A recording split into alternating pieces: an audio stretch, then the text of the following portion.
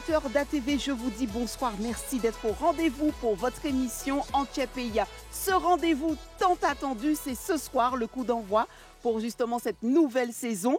Aujourd'hui, nous vous emmenons au cœur de l'histoire martiniquaise, dans un lieu emblématique des Antilles, le port de Saint-Pierre. Jadis surnommé le Petit Paris des Antilles, il fut l'un des centres commerciaux les plus dynamiques, n'est-ce pas, de la Caraïbe avant d'être balayé par la tragédie. Découvrons son histoire, ses navires, sa splendeur et sa fin brutale en 1902. Bien sûr qu'elle est à mes côtés, elle n'a pas bougé, Madame Marie-Michel Darcière. Bonjour Régine. Vous allez bien? Très bien, bonjour à vous et puis tous les téléspectateurs, bonjour et bonsoir. Madame Darcière, ici même, nous sommes donc à Saint-Pierre, on a une superbe vue, on domine tout simplement Saint-Pierre et son port, n'est-ce pas? Oui. Qu'apprendre tout simplement de ce port jadis? Alors d'abord, on va saluer Notre-Dame du Bon Port, puisqu'elle a quand même résisté à cette catastrophe. Et puis, comme c'est Notre-Dame du Bon Port, donc on va parler du port, effectivement. Alors, je vais inviter les téléspectateurs à fermer les yeux 2 minutes et puis à s'imaginer toute l'effervescence qu'il y avait autour du port de Saint-Pierre.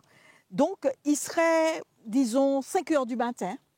On entend les premiers bateaux qui arrivent. Ils émettent des canons, enfin des bruits. On dit bateau carconné.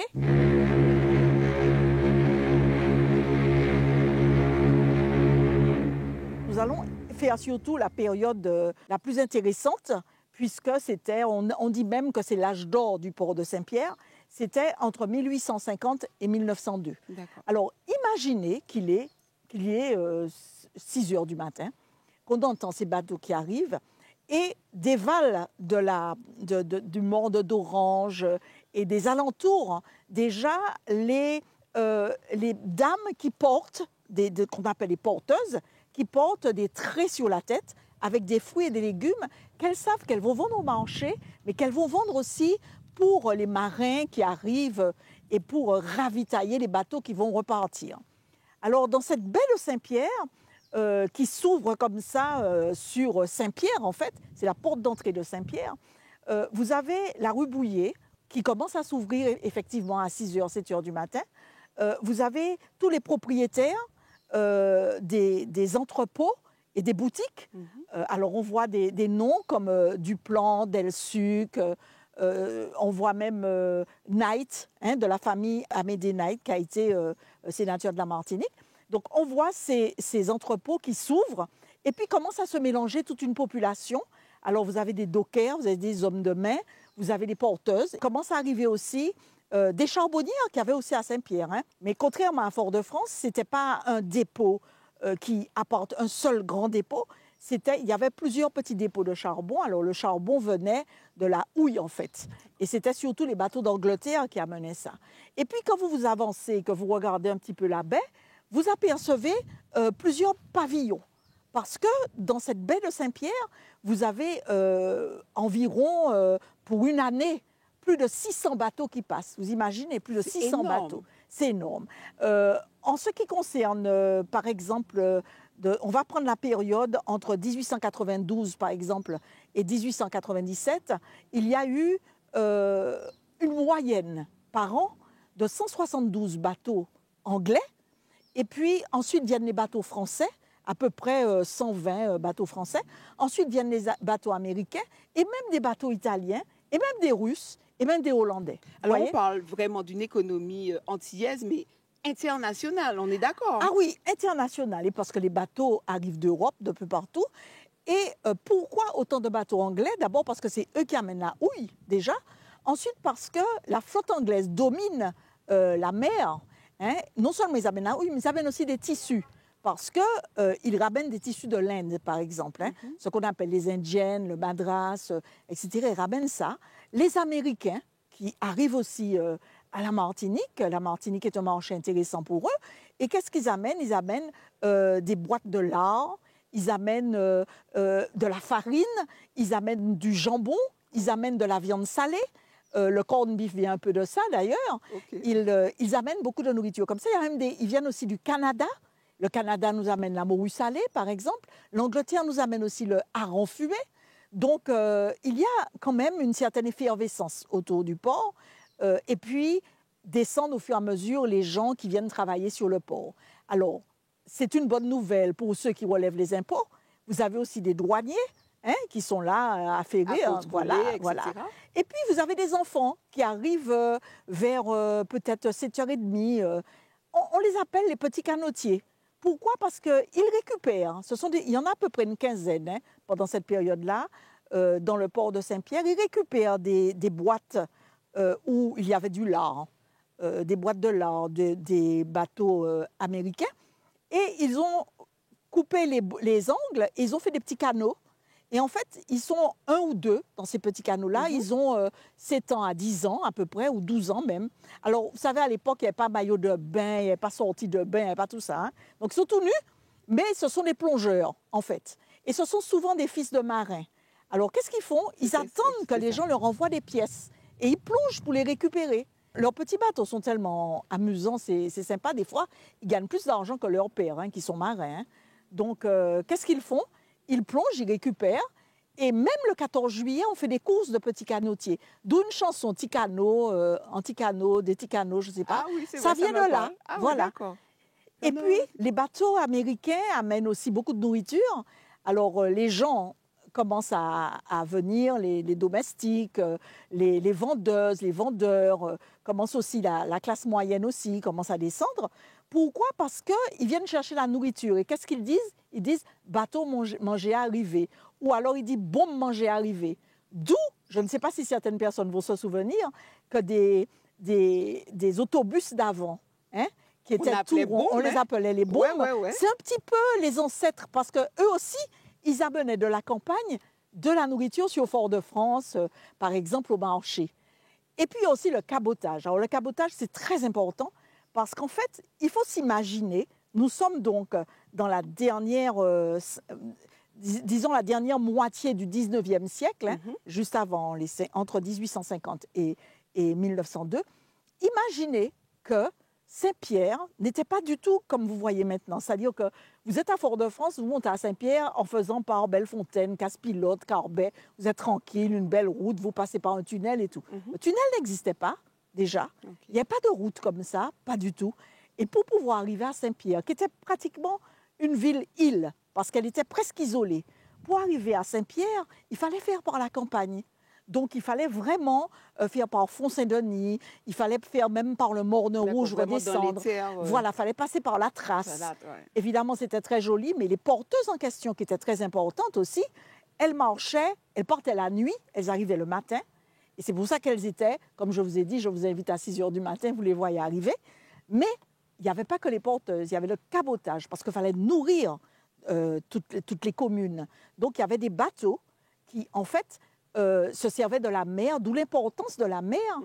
Et ils allaient de commune en commune pour livrer ce que le port de Saint-Pierre avait amené.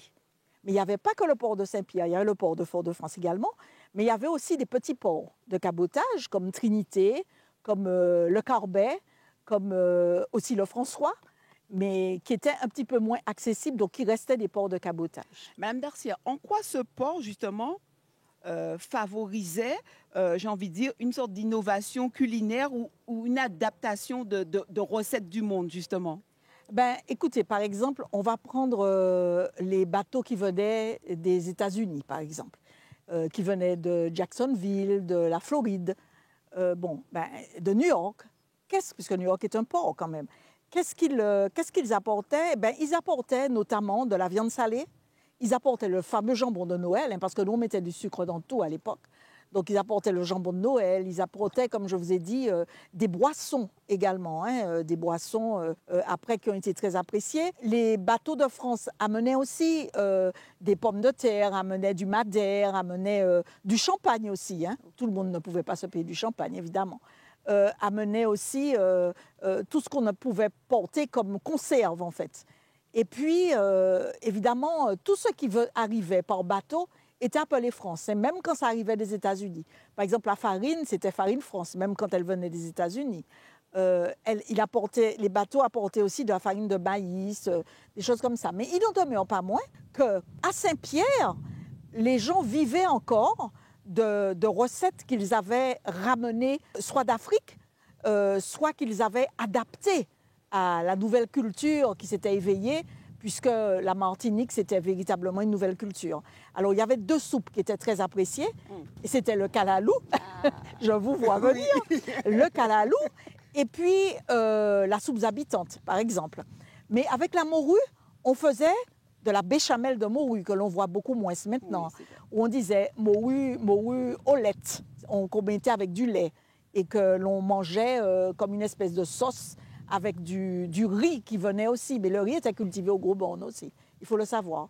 Mais le riz venait aussi, et c'était aussi un apport de la culture asiatique également, hein, puisqu'il y a eu, au 19e siècle, à peu près 1000 Asiatiques de Chine qui sont venus. Et puis n'oublions pas qu'il y avait aussi des Indiens qui sont venus comme engagés, donc ils nous ont apporté leur culture également. De par ce que vous nous racontez, on a ouvert les yeux, hein, parce que tout à l'heure, vous m'avez dit fermer les yeux. Là, on a ouvert les yeux, du coup.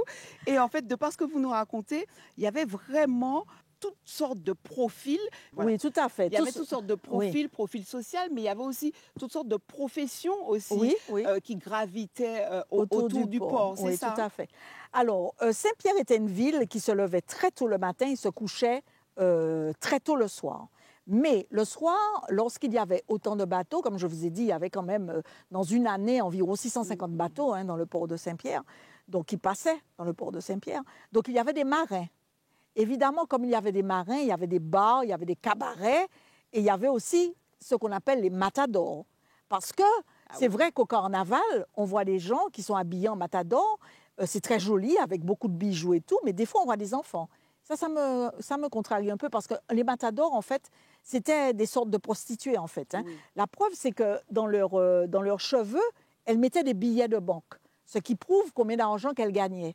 Donc, il y avait vraiment une ambiance festive, hein, qui était faite par rapport... Ambiance un peu cabaret. Un peu cabaret. Et puis, il faut dire aussi une chose très intéressante que les gens oublient, c'est que la compagnie Girard, il y a 2 compagnies, Saleron et Girard. La compagnie Girard avait ouvert une ligne sur la Guyane. Parce que vers 1897, on a découvert de l'or en Guyane. Et beaucoup de Martiniquais partaient en Guyane, le voyage durait 2 jours, partaient en Guyane pour chercher de l'or et revenaient. Donc il fallait aussi leur apporter de la nourriture en Guyane, vous voyez. Et quand ils revenaient, c'était toujours un peu la fête, surtout quand ils allaient trouver de l'or. Donc on oublie un peu ça. C'est vrai qu'il y avait le bagne qui est arrivé aussi à peu près à la même époque, mais l'or qu'on avait trouvé faisait les Martiniquais aussi aller en Guyane et des fois se sont installés bien avant la catastrophe. La population, comment elle vivait à cette époque entre les commerçants, les artisans, les dockers, négociants, les professions libérales, tout ça? Il faut vous dire que la période qui nous intéresse et qu'on appelle l'âge d'or du port de Saint-Pierre, c'est une période qui se situe tout de suite, hein, les 50 années, 1850-1902, les 50 années après l'abolition de l'esclavage. Donc vous imaginez, quand on parle de begin, on parle d'effervescence, on parle de très jolies tenues, on parle de métissage, etc. Il faut aussi dire que Saint-Pierre était c'était la ville la plus métissée et c'était une ville intellectuelle et c'était aussi la ville où il y avait le plus de blancs créoles, hein, il faut le dire. Alors, comment les gens vivaient ça? Ils avaient hâte d'avoir leur argent, d'avoir de l'argent, donc ils travaillaient beaucoup, et ils étaient aussi joyeux. C'est pour ça qu'il y avait toutes sortes de begins qui sont sortis à cette époque-là, qui ont même traversé l'océan et qui ont fait la joie aussi des pays extérieurs. Il y a eu aussi le début du tourisme, en fait. Hein. Donc la Martinique commençait à être une île qui appelait beaucoup de l'extérieur. On peut dire justement que c'était une ville qui avait déjà une forme de modernité. Modernité, mais qui quand même aurait pu... disons que s'il n'y avait pas eu la catastrophe, je suis pratiquement certaine que le port de Fort-de-France aurait supplanté le port de Saint-Pierre. Pourquoi? Parce que si le port de Saint-Pierre avait des eaux profondes très rapidement, le port de Fort-de-France pouvait avoir comme une sorte de rivage qui adoucissait l'arrivée. Mais à Saint-Pierre, par exemple, il n'y avait pas de quai à proprement parler, comme à Fort-de-France où c'était déjà plus organisé à ce niveau-là, si bien qu'on faisait rouler des espèces de troncs de madriers, hein, où on faisait ensuite rouler, par exemple, des tonneaux de tafia, des tonneaux de sucre, D'ailleurs, une anecdote assez intéressante, quand on faisait rouler sur les pavés, qui sont des pavés qui servaient, j'ai eu l'occasion de vous le dire, à lester les bateaux quand ils n'avaient pas suffisamment de marchandises et qui venaient de Bordeaux, en fait. Donc les pavés que vous voyez à Saint-Pierre sont des pavés de Bordeaux. Et les enfants suivaient, toujours eux, ils suivaient ces espèces de tonneaux et ils ramassaient avec leurs doigts le sucre qui fondait. Il y avait même des personnes qui récupéraient ce sucre-là, ce sirop, et on faisait des bonbons, par exemple. On a envie de revivre pratiquement presque cette époque que vous nous la racontez comme ça. C'était une époque dure, difficile, mais une époque où vraiment les gens étaient inventifs, où ils travaillaient beaucoup et puis ils créaient. Parce que souvent, quand on est un peu dans la misère, on est très créatif en fait. Donc ils créaient, ils imaginaient comment faire pour s'en sortir. Et c'est de là que a été bâtie toute notre culture. C'est vraiment à Saint-Pierre que ça a pris naissance, aussi bien pour les tenues, que pour les tissus, que pour les boissons, que beaucoup de choses sont héritées de Saint-Pierre. Alors ça me permet aussi peut-être de comparer par rapport à Fort-de-France. Quel était son rôle par rapport à Fort-de-France? Beaucoup plus secondaire à l'époque? Non, au contraire. Saint-Pierre était vraiment un port commercial qui, à la limite, irriguait toute la Caraïbe. Parce que vous aviez des bateaux qui venaient de France. Alors, les ports, c'était souvent Marseille, Nantes, Bordeaux. Puis j'ai oublié de vous dire que les bateaux, quand ils arrivaient, par exemple, de Bordeaux, ils arrivaient même avec des draps et du linge à laver par les lavandières de Saint-Pierre. Voilà, qu'il avait le linge, il repartait avec le linge lavé, repassé. Donc Saint-Pierre avait une réputation. Donc, ces bateaux-là, ils venaient de ces ports dont je vous ai parlé, donc Nantes, Bordeaux. Ensuite, souvent, ils repartaient vers la Caraïbe et les bateaux anglais, ils allaient dans différents petits ports de la Caraïbe et de toutes les façons, on revenait à Saint-Pierre. On était un peu privilégiés, j'ai envie de dire. Oui, on était un peu privilégiés.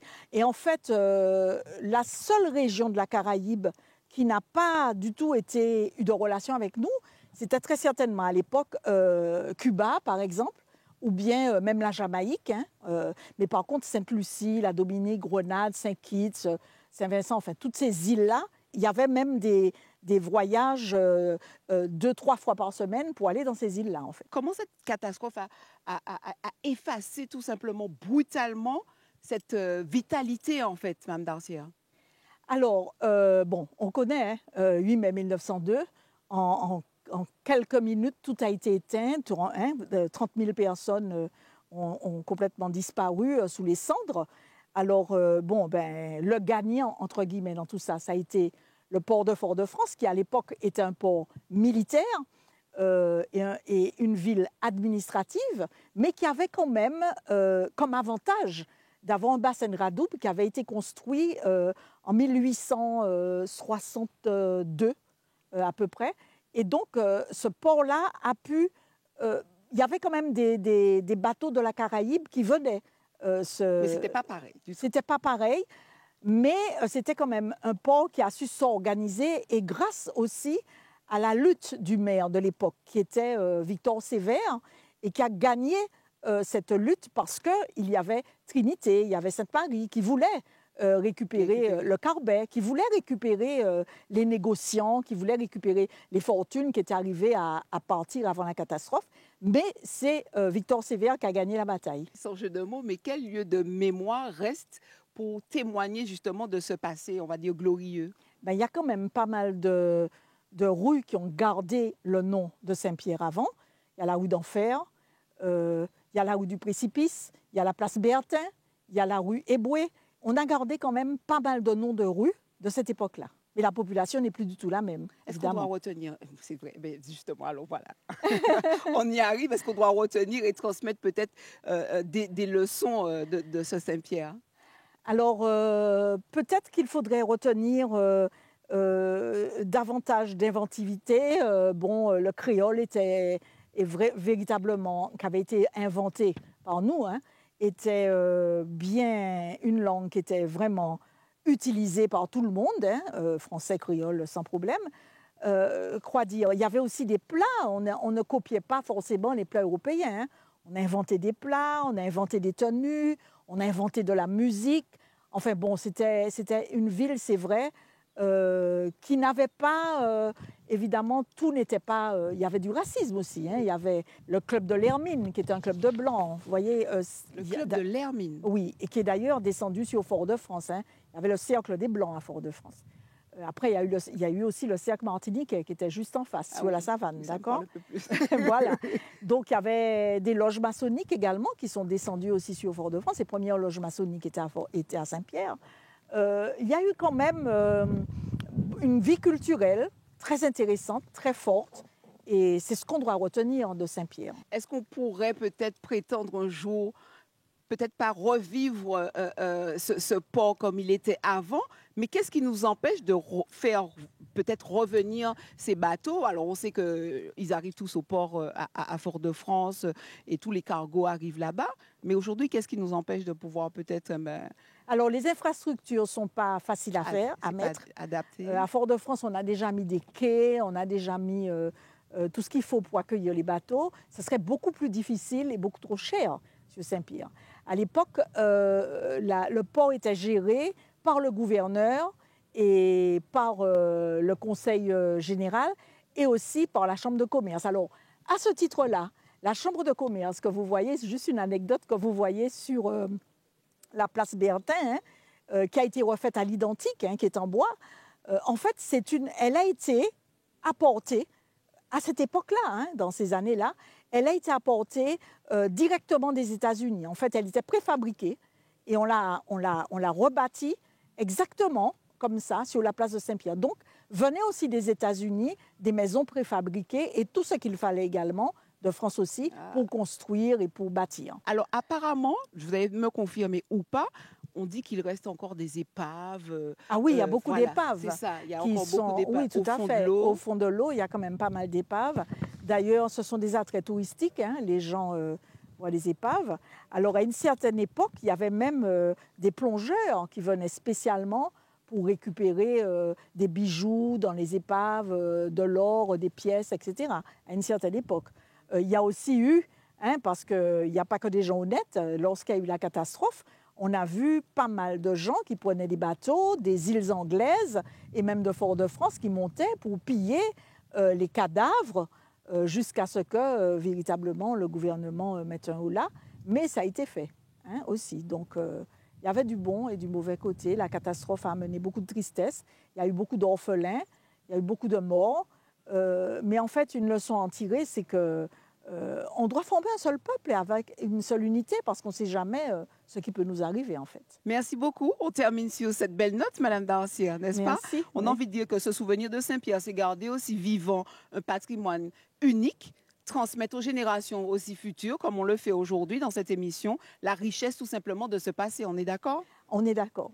Merci beaucoup, Madame Marie-Michel Darcière. Passeuse de mémoire, j'adore. Merci à vous. On se retrouve très bientôt pour un autre sujet, un autre lieu de mémoire à découvrir et à partager ensemble. Avec plaisir, Régine. Merci à vous, téléspectateurs, de nous avoir suivis. On se retrouve très bientôt pour un nouveau rendez-vous. Pas oublier, Mission Tala, c'est à Zot. C'est Zot qui capale.